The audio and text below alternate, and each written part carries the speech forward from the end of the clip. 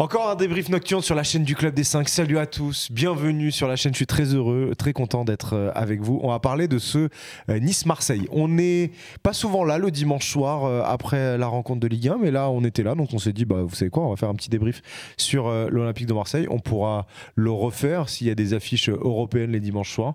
Ça pourrait être sur la deuxième partie de saison quelque chose qu'on sera amené à pérenniser. Donc voilà. Là on va parler de Nice-Marseille et on va s'interroger un petit peu sur le mercato, la fin de mercato de l'Olympique de Marseille après cette défaite du côté de l'Alliance Riviera. Elton Mokolo, bonsoir. Salut Romain, salut Najim et salut à toutes les personnes qui vont regarder cette vidéo. Comment ça va? Écoute, ça va bien, on a vu quand même un bon match de Ligue 1. Bon, ouais. Principalement du côté de Nice, qui nous a montré de belles choses, un peu moins du côté de Marseille. Ouais, un peu, vraiment moins même. Ouais. Vraiment moins du côté de Marseille. On aime bien atténuer. Najim Medini, bonsoir. Salut à tous, salut aux socios, très content d'être là également. On sort un week-end assez riche en termes de football. Et puis une belle affiche de Ligue 1, en tout cas l'affiche était belle, elle était prometteuse. Il s'est quand même passé des choses sur le terrain, donc ça va être intéressant d'en parler. On va en parler donc de ce Nice-Marseille, on va faire un petit débrief, puis on anglera sur le mercato, les socios qui sont avec nous. On est très heureux que vous soyez là, n'hésitez pas à nous mettre des petits pouces bleus s'il y a des Marseillais, s'il y a des Niçois, s'il y a des fans de Ligue 1. N'hésitez pas à nous mettre des likes, mettez des commentaires pour participer au débat avec nous dans les commentaires et puis on viendra en réagir à propos de ça. On sera là aussi toute la semaine, hein. On va mettre une vidéo demain sur un certain Kylian M. Je ne sais pas si vous connaissez. On va en mettre une dans la semaine aussi sur Guardiola. Puis viendra le moment d'une très grande interview. Ce sera certainement sur la fin de semaine. Je ne spoil toujours pas qui est le joueur qu'on a interviewé. Si c'est un joueur, si c'est un ancien joueur. Mais ça a duré 3h30. Hein. On est en train de voir si on garde tout ou pas. Dites-nous dans les commentaires si vous voulez qu'on garde tout ou si vous voulez qu'on fasse un petit cut pour que ça fasse que 2h30. Mais ça veut dire qu'on enlève 1 heure d'interview. 1 heure, c'est énorme. Donc voilà, donc ça sera sur la chaîne du Club des 5. Juste le Club des 5 est là parce qu'on a nos partenariats avec Winamax notamment. Et Winamax, on en parlera vers la fin de l'émission. Juste si on parle un petit peu de ce match là face à Nice, cette défaite de l'Olympique de Marseille. Alors il y a ce but qui arrive très tôt avec l'erreur de Brassier, les erreurs de Brassier, Elton. Mais on a l'impression que Marseille n'est jamais véritablement rentré dans cette rencontre. Oui, on a le sentiment que Nice a eu le droit de vie sur la rencontre et que Marseille a été plutôt spectateur de la rencontre. Ça s'est confirmé jusqu'à la fin parce qu'on a vu une équipe qui a été chahutée, alors que pour le coup, on avait une équipe qui collait à ce que voulait Roberto De Zerbi, à savoir une équipe qui va te presser haut pour pouvoir exploiter les espaces. Comme on a pu le voir du côté de Brighton, comme on a pu le voir notamment sur la double confrontation, enfin en Ligue 1 et en Coupe de France contre Lille. Mais là, face à ce marquage individuel, l'Olympique de Marseille a été énormément difficulteux. J'en veux pour preuve ce qui s'est passé notamment sur le niveau technique de certains joueurs. Ça pose question, il y a eu beaucoup de ballons rendus à l'adversaire. Et d'ailleurs, le premier but, c'est l'incarnation de ça. Brassier qui est pressé, qui fait une erreur. Et derrière, la transition avec Guessant. Ouais. Guessant en profite. Donc par rapport à ça, l'Olympique de Marseille n'a jamais su prendre la mesure de Nice. Et Nice a été le vainqueur le plus méritant sur la rencontre. C'est vrai, Najim, que Marseille n'a pas été trop dans l'action en début de rencontre, ni même dans la réaction après le premier et le deuxième but niçois. Hein. On a une équipe qui a mené les débats, qui était l'OGC Nice, de par sa manière de défendre, de par sa manière de presser aussi. J'ai bien aimé le pressing des Niçois. Et puis Marseille, en fait, effectivement, tu le disais, on a la sensation qu'ils sont jamais vraiment rentrés dans leur match. C'est un match, pour le coup, qui aurait pu coller effectivement aux qualités de cette équipe, mais finalement, à chaque fois qu'il y avait des transitions, soit elle terminait sur une mauvaise passe, soit elle terminait sur un tir qui arrivait trop tôt ou qui arrivait trop tard. Si on regarde vraiment la qualité des occasions que se sont créées l'Olympique de Marseille, il n'y a pas eu vraiment des très très dangereuses. Il y en a eu quelques-unes, mais très peu dans l'ensemble du match. Boulka fait quelques arrêts, mais c'est pas non plus des sauvetages incroyables. Il y a eu pas mal de tirs de la part de l'OM sur l'ensemble de la rencontre, mais je trouve que la qualité des occasions n'était pas celle qu'on aurait pu espérer. Donc finalement, assez déçu quand même de l'Olympique de Marseille parce que j'attendais qu'il fasse un gros match. On sait qu'ils sont plutôt à l'aise à l'extérieur. C'était un bon test face à une équipe de l'OGC Nice qui est dans une bonne dynamique et au final l'échantillon qu'on a eu sur le début de match s'est finalement élargi jusqu'à la fin de la rencontre. D'ailleurs c'est un coup d'arrêt notamment sur l'Olympique de Marseille à l'extérieur parce que c'est la première défaite depuis Strasbourg. Ouais, c'est également la première fois où tu ne mets pas de but à l'extérieur et là pour le coup c'est totalement mérité quand tu regardes la production qui est plutôt faible pour un deuxième du championnat. Ce qui t'interroge mon cher Romain sur la séquence récente de Marseille, à savoir Il y a eu le match nul contre Strasbourg, l'élimination en Coupe de France contre Lille, c'était la semaine dernière. Et là, 3 matchs de suite pour l'Olympique de Marseille sans victoire. Attention, ça commence à faire attention, beaucoup, hein. On n'est pas habitué à ça. Et peut-être que, et ça vient sur la question de notre vidéo, de savoir que ça va engendrer une suite de mercato, une fin de mercato en tout cas, parce qu'il reste un peu plus d'une semaine, un peu plus animé du côté de l'OM. On y viendra juste après, juste sur les failles de cette rencontre, pour rester dessus, Najim. Elton parlait du pressing niçois. Effectivement, sur la première période, il y a eu énormément d'intensité de la part des Niçois. T'as vu une faille collective, donc imputable à De Zerbi par rapport à ce qui s'est passé, pour ne pas réussir à contrer ce pressing-là, ou individuellement, en fait, des joueurs étaient juste pas dedans et on a eu des erreurs techniques qu'on n'aurait pas dû avoir. Ouais, mais l'un et l'autre sont liés. On sait que les sorties de balles de Roberto De Zerbi, c'est hyper important.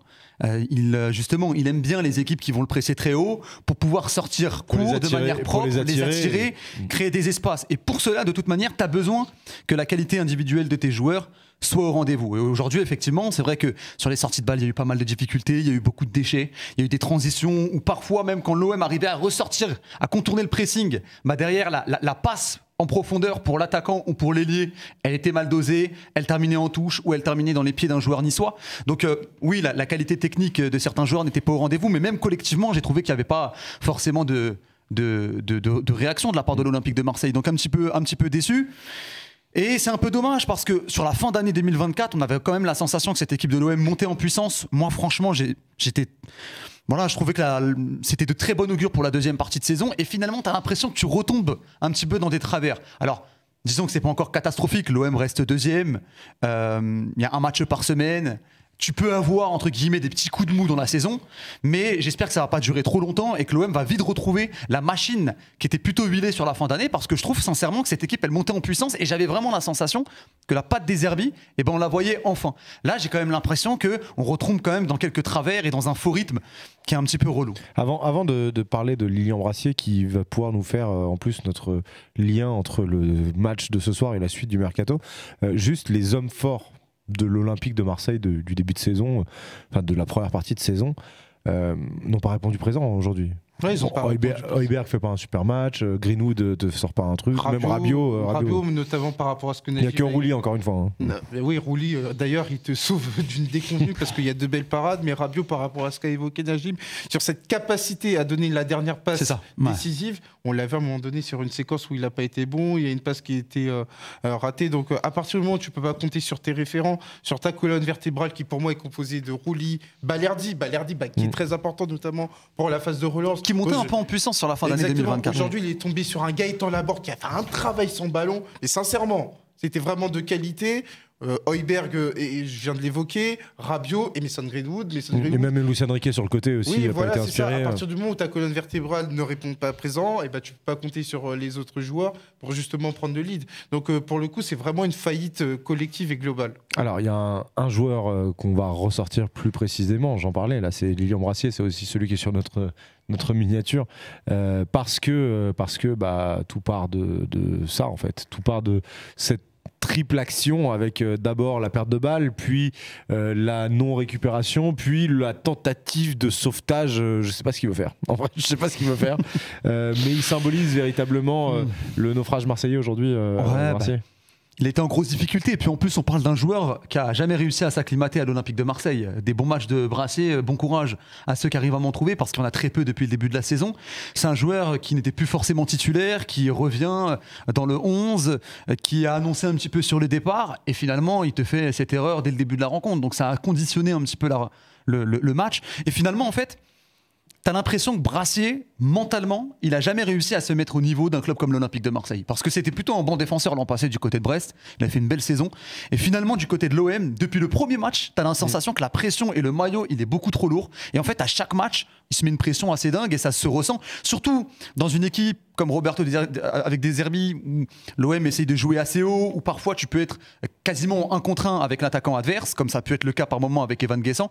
Tu sens qu'il n'est pas capable d'assumer ce genre de défi, ce genre de challenge, et Quant à les ambitions de l'Olympique de Marseille, c'est quand même handicapant.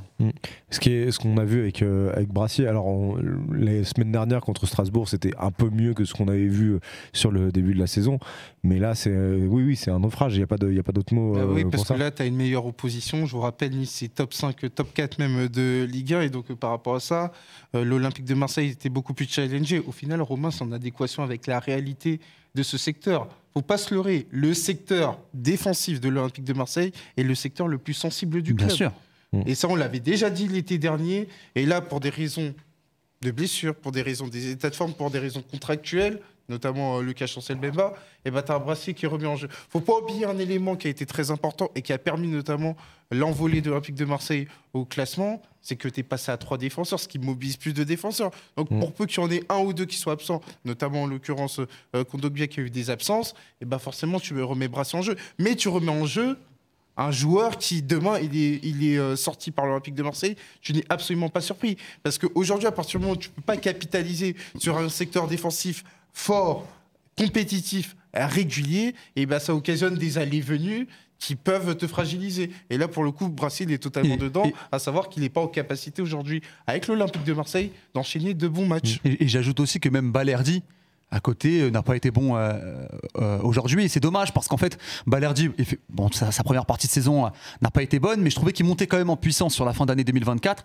Et j'attends toujours que Balerdi soit le patron de cette défense de l'Olympique de Marseille. Par rapport à ce qu'il avait montré l'an passé, par rapport à son historique, par rapport au capitanat, il y a beaucoup de choses qui font en sorte que normalement Balerdi doit monter en puissance. Et là, il est retombé encore une fois dans ses travers. Tu peux pas forcément compter sur lui à chaque fois.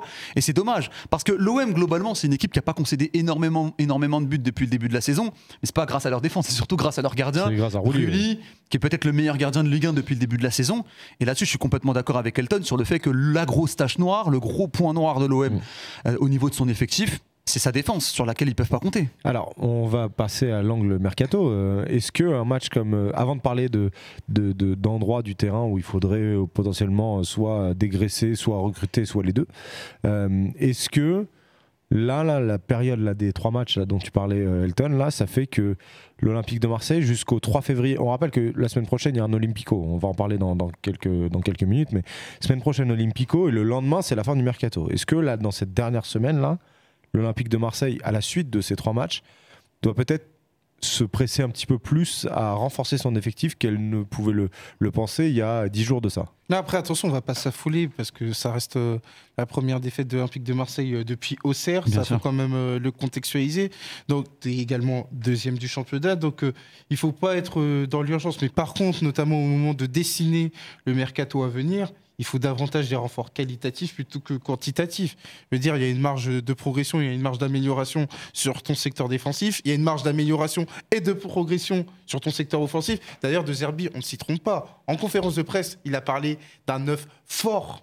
Il n'a pas parlé nécessairement d'un 9 de complément. Donc, un joueur susceptible d'apporter un saut qualitatif. Et là, Romain, je t'ai évoqué 2 secteurs qui sont les plus importants dans le football d'aujourd'hui, à savoir la surface adverse et ta propre surface. Là où l'Olympique de Marseille, on l'a vu ce soir, est déficitaire. Donc moi, je m'attends à ce que l'Olympique de Marseille, s'il devait se positionner sur le mercato, sur le marché des transferts, ce serait pour avoir un apport qualitatif. On rappelle que les échos qu'on avait, notamment ceux de Walid qui pouvaient donner, c'était que l'Olympique de Marseille ne cherchait pas forcément à remplacer Wai coûte que coûte.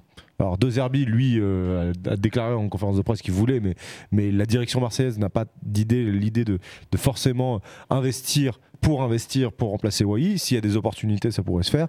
Mais s'il n'y a pas le bon coup, l'idée était plutôt de prendre un joueur en prêt pour 6 mois pour investir véritablement à ce poste l'été prochain. Parce que Romain, ça fait 40 ans que je suis le football. Ça, c'était avant le match. C'était avant le match du soir. Romain, ça fait 40 ans que je suis le football, mais la sortie c'est quand même un peu bizarre parce que je crois que tu as un peu moins de 40 ans. C'est une manière, c'est ironique parce que le fait de sortir Neil Maupay à la 60e minute pour mettre Vaz, si ça, c'est pas un message. Alors, je sais pas ce que c'est. Je crois que le coach, il veut dire. Ah bah oui. Les copains là-haut, là, qui regardaient en tribune, là, j'ai besoin de quelqu'un en fait. Voilà, ça, on l'a vu. Il y a plein d'entraîneurs qui font ça en période de mercato. Là, il t'a envoyé un message. Neil Maupay, il fait pas l'affaire de la 60e minute, ça sort. Est-ce que pour toi, là, vers quoi il faut se concentrer? Est-ce qu'il faut absolument un renfort en attaque, un renfort en défense? Est-ce qu'il faut. Brassier, c'était les dernières minutes à l'OM, merci. Il y a Bamo Maïté aussi qui doit normalement partir aussi, qui fait partie des indésirables de l'OM. Koné qui est en partance. Ismaël Koné qui est en partance. Ça parle de Gouiri. Enfin, c'était une idée à la base. Tu sais, dans l'idéal, évidemment, l'idéal, ce serait de recruter un joueur par ligne. Hein. Tu recrutes un milieu créatif. Là, sur la dernière semaine, là je te parle de l'idéal, tu vois. Parce qu'il y a Luis Felipe aussi qui doit venir, qui est dans l'effectif, mais qui, voilà, pour l'instant, il n'est pas apte. Voilà, mais maintenant, moi, quand je vois aujourd'hui l'effectif de l'Olympique de Marseille, avec un match par semaine, c'est une équipe normalement qui doit réussir à faire le top 4. Parce qu'encore une fois, moi j'insiste sur le fait que le mercato estival 2024, on peut me dire ce qu'on veut, c'était un gros mercato. Il y a eu des ratés, à l'image de Wai, parce que finalement Wai a été revendu 6 mois après. Brassier est également un échec, il n'a pas réussi à s'acclimater. Mais à côté de ça, tu as pris quand même Rabiot, c'était inespéré pour un club comme l'Olympique de Marseille. Tu as pris Greenwood, c'était inespéré pour un club comme l'OM. Tu as pris Rulli, c'est le meilleur gardien de Ligue 1. Tu as pris Højbjerg, c'était inespéré pour un club comme l'Olympique de Marseille. La réalité, c'est que le mercato, 4 joueurs qui peuvent prétendre aux 11 types de l'équipe. Exactement. Le mercato 2024, la réalité, c'est qu'il a été réussi. Est-ce qu'il y a encore des trous dans l'effectif? Oui, mais on est en Ligue 1, c'est normal. Tu ne me trouveras pas un effectif en Ligue 1 où à tous les postes je vais te dire ah oui non mais là pour le coup cette équipe n'a pas besoin de recrues. On est en Ligue 1, on sait très bien qu'à certains postes. Un club au-dessus. Oui évidemment, mais je le mets de côté. On parle de la Ligue 1, on parle de la Ligue 1 qui joue pas le trophée quoi. Voilà. L'autre Ligue 1. Moi je trouve qu'avec cet effectif-là, même s'il y a des joueurs que je trouve un peu insuffisants, notamment dans le secteur défensif, un Murillo où je pense que tu peux avoir quand même une meilleure qualité. T'as certains postes effectivement qui peuvent être renforcés, mais je trouve qu'il a fière allure et que normalement l'Olympique de Marseille au minimum font top 4 et doit normalement faire deuxième, ce qui est actuellement leur place. Et c'est ce qu'ils ont réussi à faire sur cette première partie de saison. Maintenant, sur les derniers jours, pour moi, il n'y a pas le feu au lac, mais c'est vrai que si tu dois recruter un joueur, c'est peut-être dans le secteur défensif. Alors, la question, c'est de savoir comment ils vont compter sur Luis Felipe, parce que Luis Felipe est une recrue. Le problème, c'est que Luis Felipe n'était pas inscrit dans la liste avec Al Ittihad sur la première partie de saison. Son dernier match, il date du 24 août. Ah ouais. Donc, faut voir dans quelle forme. C'est même pas qu'il était en méforme d'Arabie Saoudite, c'est qu'il était en méforme de loft d'Arabie Saoudite. Il jouait pas, donc faut voir dans quelle forme va être Luis Felipe. C'est un bon défenseur, que ce soit au Betis, que ce soit il a joué en Italie aussi, à la Lazio. C'était plutôt un bon défenseur. Maintenant, voilà, dans quelle forme, on ne sait pas.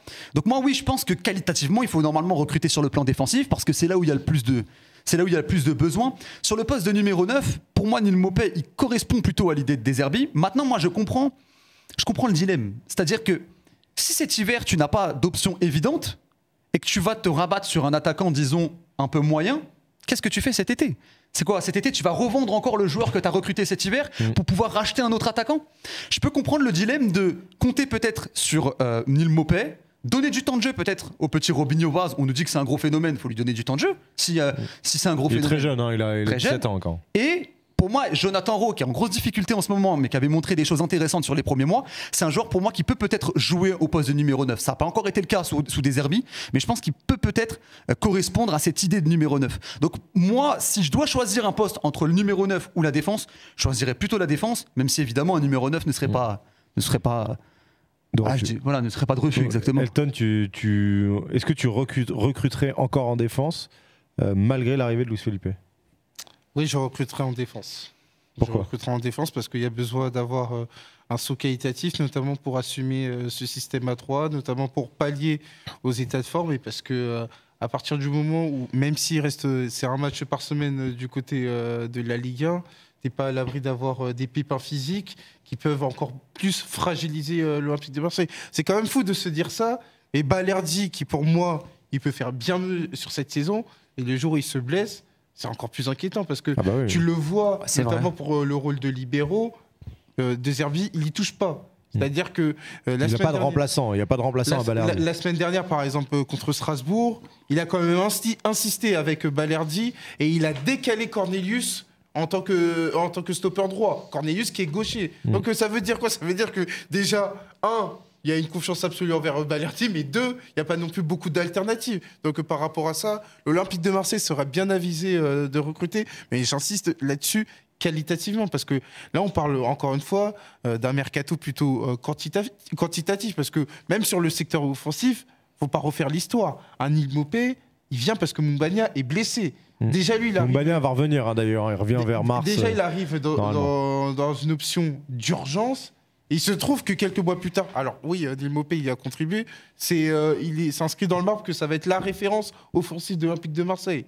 Et même ce soir, il sort. Donc par rapport à ça, du côté de l'Olympique de Marseille, il va falloir faire très gaffe. Bon, on verra si l'OM sera influent sur la dernière semaine parce de Romain, mercato. tu sais comment ça se passe à Marseille. C'est-à-dire que 3 matchs de suite sans victoire, il va y avoir une forme de pression populaire, à voir si les dirigeants... T'as perdu un titre. T'as perdu un titre. T'es maintenant à 10 points du PSG en Ligue 1 et l'autre titre, tu l'as perdu. Exactement. À voir si les dirigeants marseillais vont pas non plus céder à cette forme d'urgence et se dire hey, les gars, là ok on est deuxième, mais attention ça pourrait vite fondre. Et je compte aussi sur des Zerbi pour faire progresser certains joueurs parce que ça avait été l'une de ses forces à Brighton. Sa défense centrale à Brighton elle était pas dingue à la base, c'était Lewis Dunk et Webster. C'est pas la folie. Et finalement ce sont 2 joueurs qui ont su répondre présent sous ses ordres. Donc pareil tu vois, je tenais l'exemple tout à l'heure de Balerdi, pour moi c'est l'exemple le plus parlant. C'est un joueur qui a déjà montré ce qu'il était capable de faire. Au vu de ses qualités c'est un joueur normalement qui correspond parfaitement à ce que recherche des Zerbi. C'est aussi à des Zerbi de réussir à le mettre en confiance, à le mettre dans les meilleures conditions et à sortir la quintessence de ce jour-là. Je parle de lui, mais je pourrais en parler de d'autres joueurs. Donc, je compte aussi sur des Zerbi là-dessus de réussir à développer les joueurs qu'il a déjà en sa possession. Ouais, surtout que Balerdi n'est plus tout jeune. Il avait 26 ans aujourd'hui, c'est son anniversaire à Balerdi. Voilà pour la fin de mercato de l'OM. N'hésitez pas à nous dire sur le chat YouTube là, sur les commentaires de YouTube si vous voyez d'autres alternatives pour le mercato marseillais. On va terminer cette émission par la partie avec Winamax. On rappelle que Winamax est partenaire du Club des 5. Merci à Winamax de nous soutenir depuis tant d'années. On rappelle que jouer comporte des risques, il faut faire attention aux mises que l'on met. Si vous n'avez pas de compte avec Winamax, le Club des 5 peut vous donner un code promo. Le code promo c'est Club 10. Vous mettez Club 10 lors de votre premier dépôt et vous aurez en plus des bonus de bienvenue qu'il y a sur le site de Winamax. Vous aurez 10 € de free bet qui vous seront offerts par Wina et par le Club des 5. Donc ça c'est pour ceux qui n'ont pas de compte sur Winamax et qui veulent s'en créer un. Bien sûr, on fait attention aux mises que l'on met, c'est le plus important, les copains. On va parler du match quand même de la semaine prochaine, parce que le match de la semaine prochaine, c'est quelque chose. C'est un Olympico. On a 3 visions différentes sur ce match, donc c'est très bien. C'est très très bien pour avoir les 3 cotes de la rencontre. On va commencer par l'équipe qui reçoit. Elton, tu vois une victoire marseillaise dans l'Olympico face à Lyon? Oui, je vois une victoire marseillaise parce que ce match prend de plus en plus d'importance par rapport à la situation que l'on vient d'évoquer, parce qu'on est de nouveau sur une situation qui, en termes de résultats récents, est compliquée pour l'OM. Donc moi je me dis là, la semaine il va commencer à y avoir évidemment des doutes, des questions sur la capacité de l'OM à encaisser, à digérer cette pression, et donc par rapport à ça, face à un Olympique Lyonnais, on voit qu'il est en difficulté du côté de la Ligue 1, l'avenir de Pierre Sage s'inscrit en pointillé. Moi je vois Marseille avec une cote à 1,94 parce qu'ils peuvent s'appuyer notamment sur des précédents qui vont en leur faveur, c'est-à-dire victoire à plusieurs reprises contre Lyon, à commencer par le match de septembre dernier, victoire l'année dernière 3-0. Victoire 3-0 l'année dernière avec Gattuso. Donc moi, par rapport à ça, je vais sur l'Olympique de Marseille parce que c'est un match qui devient très important. L'Olympique de Marseille ne gagne pas l'Olympico. Et là, attention. Là, ça peut être, ça peut être compliqué. On sait comment c'est justement Marseille. Ça peut partir vite. Marseille est à 1,94. Donc, j'ai dit qu'on avait 3 pronos différents. On va aller celui qui est le plus entre les deux. Najim, match nul. Le match nul est à 3,70. Ouais, moi, je vois le match nul déjà parce que l'Olympique de Marseille a quand même montré des difficultés au Vélodrome depuis le début de la saison. Ça, c'est le premier argument. Le deuxième argument, c'est parce que je pense que Lyon, certes, ils sont sur une période délicate depuis la défaite contre le Paris Saint-Germain fin 2024, mais je m'attends à ce qu'ils retrouvent de la confiance en Ligue Europa contre Ludogorets. Ils vont jouer à domicile avec l'optique d'arracher le top 8. Je les vois l'emporter face à Ludogorets. Je pense que ça va leur redonner un petit peu de confiance. Moi, j'enterre pas cette équipe lyonnaise. même si la dynamique est compliquée. Et je pense qu'ils peuvent aller chercher un match nul qui ne serait pas forcément un mauvais résultat. Ça leur permettrait de rester au contact du top 4 et de ne pas perdre contre l'Olympique de Marseille. Donc moi voilà, je vois un match nul. Je vois pas non plus l'Olympique de Marseille complètement s'écrouler et perdre devant ses supporters. Si c'est le cas, ça mettrait le feu aux poudres. Et je vois pas non plus Lyon perdre. Je pense qu'ils vont retrouver de la confiance et qu'ils feront un match valeureux du côté de Marseille. 3,70 le match nul entre l'OM et l'OL. L'OL, la cote est pas mal. Ouais. Et donc vous avez compris que moi je voyais plutôt une victoire lyonnaise. Je vais pas vous mentir, les arguments sportifs je les ai pas. Je les ai pas.